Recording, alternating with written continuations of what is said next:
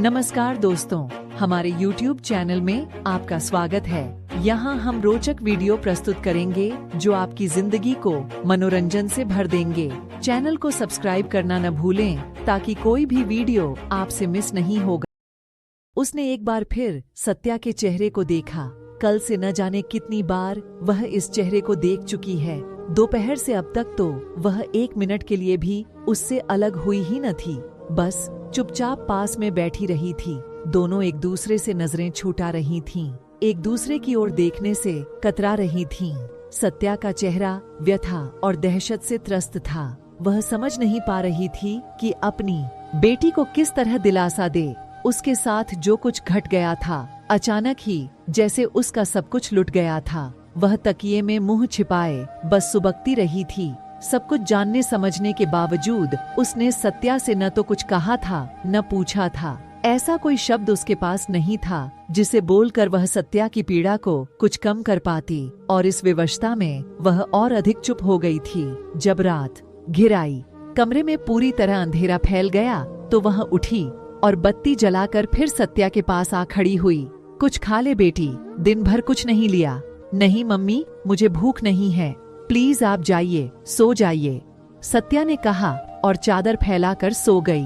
कुछ देर तक उसी तरह खड़ी रहने के बाद वह कमरे से निकलकर बालकनी में आ खड़ी हुई। उसके कमरे का रास्ता बालकनी से ही था। अपने कमरे में जाने से वह डर रही थी। न जाने कैसी एक आशंका उसके मन में भर गई थी। आज दोपहर को जिस तरह से लिथड़ी चिथड़ी सी सत्या ऑटो से उतरी थी और ऑटो का भाड़ा दिए बिना ही भागकर अपने कमरे में आ गई थी, वह सब देखकर उसका मन कांप उठा था। सत्या ने उससे कुछ कहा नहीं था, उसने भी कुछ पूछा नहीं था। बाहर निकलकर ऑटो वाले को उसने भी कुछ पूछा नहीं था। बाहर निकलकर ऑटो वाले को उसने पैसे दिए थे। ऑटो वाला ही कुछ उदास स्वर में बोला था, बहुत खराब समय है बीबी जी, लगता है बच्ची गुंडों की चपेट में आ गई थी या फिर रिज के पास सड़क पर बेहाल सी बैठी थी, किसी तरह घर तक आई है। इस तरह के केस को गाड़ी में बैठाते हुए भी डर लगता है। पुलिस के 100 लफड़े जो हैं, पैसे दे कर जल्दी से वह घर के भीतर घुसी। उसे डर था ऑटो वाले की बातें आसपास के लोगों तक न पहुंच जाएं। ऐसी बातें फैलने में समय ही कितना लगता है। वह धड़धड़ाती सी सत्या के कमरे में घुसी। सत्या बिस्तर पर औंधी पड़ी, तकिए में मुंह छिपाए हिचकियां भर रही थीं। कुछ देर तक तो वह समझ ही न पाई कि क्या करे क्या कहे। बस चुपचाप सत्या के पास बैठकर उसका सिर सहलाती रही। अचानक सत्या ही उससे एकदम चिपक गई थी। उसे अपनी बाहों से जकड़ लिया था। उसकी रुलाई ने वेग पकड़ लिया था। ममा, वे 3 थे। जबरदस्ती कार में सत्या आगे कुछ बोल नहीं पाई। न बोलने की जरूरत ही थी। जो आशंकाएं अब तक सिर्फ सिट उठा रही थीं, अब समुद्र का तेज ज्वार बन चुकी थीं। उसका कंठ अवरुद्ध हो आया, आंखें पनीली, परंतु अपने को संभालते हुए बोली, डोंट वी बेटी, डोंट वरी, संभालो अपने को, हिम्मत से काम लो। कहने को तो कह दिया, सांत्वना भरे शब्द, किंतु खुद भीतर से वह जिस तरह टूटी बिखरी, यह सिर्फ वह ही समझ पाई। जिस सत्या को अपने ऊपर अभिमान था कि ऐसी स्थिति में आत्मरक्षा कर पाने में वह समर्थ है, वही आज अपनी असमर्थता पर आंसू बहा रही थी। बेटी की पीड़ा ने किस तरह उसे तार तार कर दिया था कि कितनी परतें उभर आई थीं, यह सिर्फ वह समझ पा रही थी। बेटी के सामने व्यक्त करने का साहस नहीं था उसमें। सत्या इस तरह की घटनाओं की खबरें जब भी अखबार में पढ़ती, गुस्से से भर उठती। ये लड़कियां इतनी कमजोर क्यों हैं? कहीं भी कोई भी उन्हें उठा लेता है और वे रोती कलपती अपना सब कुछ लुटा देती हैं। और यह पुलिस क्या करती है? इस तरह सरेआम सब कुछ हो जाता है। और वह सत्या को समझाने की कोशिश करती हुई कहती, स्त्री की कमजोरी तो जग जाहिर है बेटी, इन शैतानों के पंजे में कभी भी कोई भी फंस सकता है। माई फुट, मैं तो इनको ऐसा मजा छका देती। उसने घबराए मन से फिर सत्या के कमरे में एक बार झांका और चुपचाप अपने कमरे में आकर लेट गई। खाना उससे भी खाया नहीं गया। यूं ही पड़े पड़े रात ढलती रही। बिस्तर पर पड़ जाने से ही या रात के बहुत गहरा जाने से ही नींद तो नहीं आ जाती। उसने कमरे की बत्ती भी नहीं जलाई थी और उस अंधेरे में अचानक ही उसे बहुत डर लगने लगा। वह फिर उठकर बैठ गई, कमरे से बाहर निकली और फिर सत्या के कमरे की ओर झांका। सत्या ने बत्ती बुझा दी थी और शायद सो रही थी। वह मंथर गति से फिर अपने कमरे में आई, बिस्तर पर लेट गई, किंतु आंखों के सामने जैसे बहुत कुछ नाच रहा था। अंधेरे में भी दीवारों पर कई कई परछाइयां थीं। वह सत्या को कैसे बताती कि जो वेदना, जो अपमान आज वह झेल रही है, ठीक उसी वेदना और अपमान से एक दिन उसे भी दो चार होना पड़ा था। सत्या तो इसे अपने लिए असंभव माने बैठी थी। शायद वह भूल गई थी कि वह भी इस देश में रहने वाली एक लड़की है, इस शहर की सड़कों पर चलने घूमने वाली हजारों लड़कियों के बीच की एक लड़की, जिसके साथ कहीं कुछ भी घट सकता है। सत्या के बारे में सोचते सोचते वह अपने अतीत में खो गई। कितनी भयानक रात थी वह, कितनी पीड़ाजनक। वह दीवारों पर देख रही थी, कई कई चेहरे नाच रहे थे। वह अपने मन को देख रही थी, जहां सैकड़ों पन्ने फड़फड़ा रहे। एक सुखी संपन्न परिवार की बहू, एक बड़े अफसर की पत्नी, सुख साधनों से लदी फंदी, एक 9 साल की बेटी, परंतु पति सुख बहुत दिनों तक वह नहीं भोग पाई थी। वैवाहिक जीवन के सिर्फ 16 साल बीते थे कि पति का साथ छूट गया था। एक कार दुर्घटना घटी और उसका जीवन सुनसान हो गया। पति की मौत ने उसे एकदम रिक्त कर दिया था। यद्यपि वह हमेशा मजबूत दिखने की कोशिश में लगी रहती थी। कुछ महीने बाद ही उसने बेटी को अपने से दूर धून स्कूल में भेज दिया था। शायद इसका एक कारण यह भी था कि वह नहीं चाहती थी कि उसकी कमजोरियां, उसकी उदासी, उसका खालीपन किसी तरह बेटी की पढ़ाई में बाधक बने। अब वह नितांत अकेली थी। सास ससुर का वर्षों पहले इंतकाल हो गया था। एक नन्नद थी, वह अपने परिवार में व्यस्त थी। अब बद्धा सा घर उसे काटने को दौड़ता था। एकाकीपन डंक मारता था। तभी उसने फैसला किया था कि वह भारत दर्शन करेगी। इसी बहाने कुछ समय तक घर और शहर से बाहर रहेगी। यूं भी देश दुनिया घूमने का उसे बहुत शौक था। खासकर भारत के कोने कोने को वह देखना चाहती थी। उसने फोन पर बेटी को बता दिया था, कुछ सहेलियों को भी बताया। एक दो ने इतनी लंबी यात्रा से उसे टोका भी कि अकेली तुम कहाँ भटकती फिरोगी, पर वह कहाँ रुकने वाली थी। निकल पड़ी थी भारत दर्शन पर और सबसे पहले दक्षिण गई थी।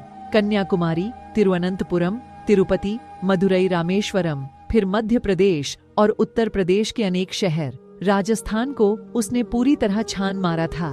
फिर पहुंची थी हिमाचल प्रदेश। धर्मशाला के एक होटल में ठहरी थी। वहीं वह अंधेठी रात आई। जिन पहाड़ों के सौंदर्य ने उसे खींचा था, उन पहाड़ों ने ही उसे धोखा दिया। दिन भर वह इधर उधर घूमती रही थी। रात का अंधियारा जब पहाड़ों पर उगे पेड़ों को अपनी परछाई से ढकने लगा, वह अपने होटल लौटी थी। वे दोनों शायद उसन के पीछे पीछे ही थे। उसका ध्यान उधर था ही नहीं। वह तो प्रकृति के नैसर्गिक सौंदर्य मुख में ऐसी डूबी थी कि मानवीय छाया पर उसकी नजर ही नहीं गई। जैसे टाट चुपके चुपके धीरे धीरे आती है, उनके पैरों की गति भी वैसी ही थी। सन्नाटे में डूबा रास्ता भूले भटके ही कोई नजर आता था। उसी मुग्धावस्था में उसने अपने कमरे का ताला खोला था। फिर भीतर घुसने के लिए एक कदम उसने उठाया ही था कि पीछे से किसी ने धक्का मारा था उसे। वह लड़खड़ाती हुई फर्श पर गिर पड़ी थी। गिरना ही था, क्योंकि अचानक भूकंप सा वह झटका कैसे संभाल पाती।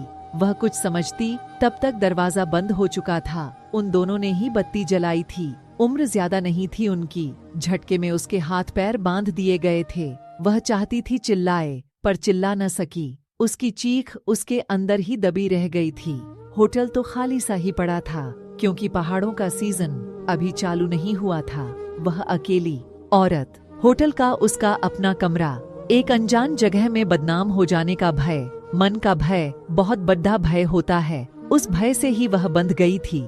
इस उम्र में यह सब भी भोगना होगा, वह सोच भी नहीं सकती थी। वे लूटते रहे, पहले उसे, फिर उसका सामान। वह चुपचाप झेलती रही सब कुछ। कोई कुंगाठी लड़की तो थी नहीं वह। भोगा था उसने सब कुछ पति के साथ, परंतु अभी तो वह रौंदी जा रही थी।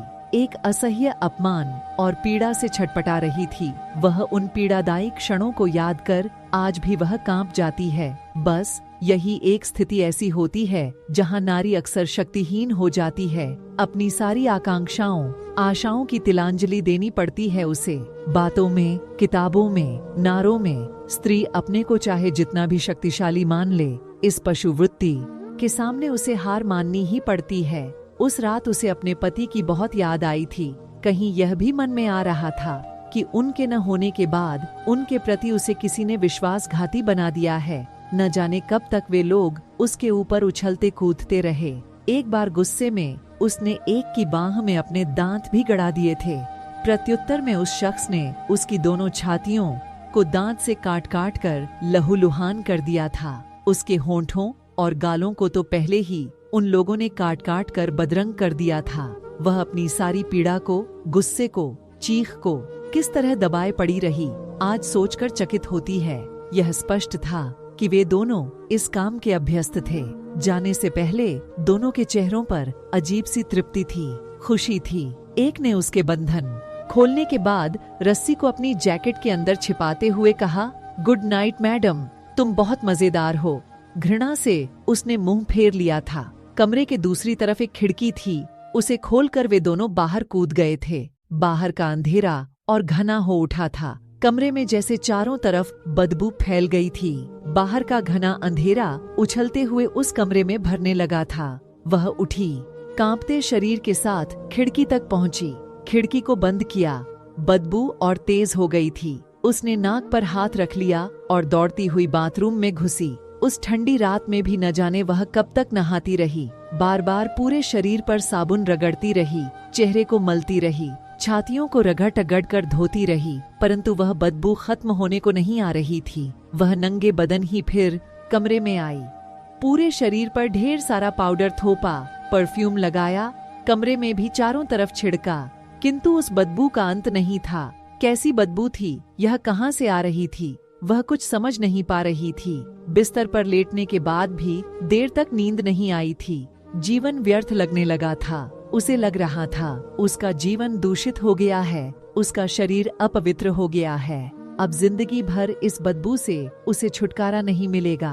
वह कभी किसी से आंख मिलाकर बात नहीं कर पाएगी। अपनी ही बेटी से जिंदगी भर उसे मुंह छिपाना पड़ेगा। हालांकि एक मिनट के लिए वह यह भी सोच गई थी कि अगर वह किसी को कुछ नहीं बताएगी तो भला किसी को कुछ भी पता कैसे चलेगा।